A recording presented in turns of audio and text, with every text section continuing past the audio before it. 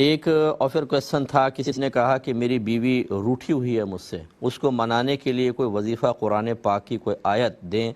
تاکہ میں پڑھتا رہوں۔ دیکھیں یہ ہمارے ہاں ایک عجیب معاملہ ہو گیا کہ اگر چھینک بھی آتی ہے تو کہتے ہیں چھینک روکنے کا کوئی وظیفہ بتا دیں۔ وہ ایسا عام ہو چکا ہے یہ چیز کہ ہر چیز کا ہم حل وظیفوں میں ڈھونڈنے لگے ہیں۔ ذرا نبی کریم صلی اللہ علیہ وسلم کی تعلیمات کو دیکھیے، آپ نے وظائف بھی دیے ہیں صحابہ کرام کو، لیکن ایسا نہیں ہوا کہ ہر مسئلے کا حل وظیفے کے اندر پوشیدہ فرما دیا ہو یا بتا دیا ہو، بلکہ احکام شرع بیان فرمائے اور روحانی تربیت فرمائی، ہزارہا مسائل کا حل حاصل کرنے کے لیے ظاہری علوم عطا فرمائے۔ اب ہم ان تمام چیزوں کو نظر انداز کر دیں، نہ علم حاصل کریں، نہ اس کے تقاضے کے مطابق عمل کریں، نہ اپنی باطنی کیفیات پر مطلع ہوں، نہ باطنی بگاڑ پر مطلع ہوں، نہ ان کا حل جانتے ہوں، اور جب ان کی وجہ سے خرابیاں پہ خرابیاں کر کے معاملات بگاڑ لیں تو ہمیں وظیفہ یاد آتا ہے کہ کوئی وظیفہ بتائیں۔ اس لیے ایک تو اچھی طرح یاد رکھیں کہ ہر چیز کا وظیفہ نہیں ہوتا،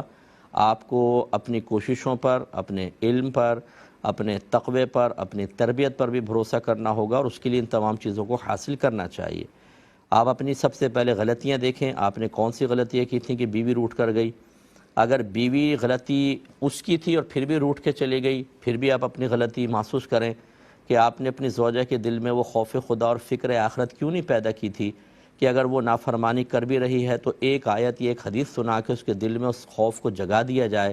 جو اس علم کے بعد ایک مومن کے دل میں جگہ بنا لیتا ہے۔ کبھی دب بھی جائے تو ایک آیت ایک حدیث سن کے فوراً جاگ جاتا ہے اور انسان توبہ کی طرف مائل ہو جاتا ہے۔ جب آپ دین کو معمولی سمجھتے ہیں، جب آپ شریعت کے لیے اپنے گھر کے دروازے بند کر دیتے ہیں تو بے برکتی آپ کی طرف متوجہ ہوتی ہے۔ پھر آپ لاکھ وظیفے پڑھ لیں، وہ وظیفے بھی آپ کے لیے فائدہ مند نہیں ہوتے۔ اس لیے فریقین میں سے ہر ایک اپنی غلطی محسوس کرے اور اس کا اعتراف کرے، علم دین سیکھیں، اس کے تقاضے کے مطابق عمل کریں، اور پھر زوجہ کو آپ لائیں۔ اگر فرض کر لیں وظیفے سے روٹھی ہوئی زوجہ گھر پہ آ بھی گئی، تو کیا یہ ایسا وظیفہ ہوگا کہ پھر ہر قسم کی مصیبت حل ہو جائے گی، پھر دوبارہ ہوگا ہی نہیں معاملہ؟ پہلی بات تو کہ وہ وظیفوں سے نہیں آئے گی، اور اگر آ بھی گئی تو پھر آپ دوبارہ وہ غلطیاں کریں گے، پھر دوبارہ باطنی بگاڑ کسی اور جہت سے ایک نئی شکل میں سامنے آئے گا، اور آپ اپنے گھر کی بربادی کا سامان کریں گے۔ اور اس قسم کے پیرنٹس سے میری گزارش ہے، آپ سوچیں آپ اپنے اولاد کے لیے کیا کر رہے ہیں، کون سی مثال قائم کر رہے ہیں۔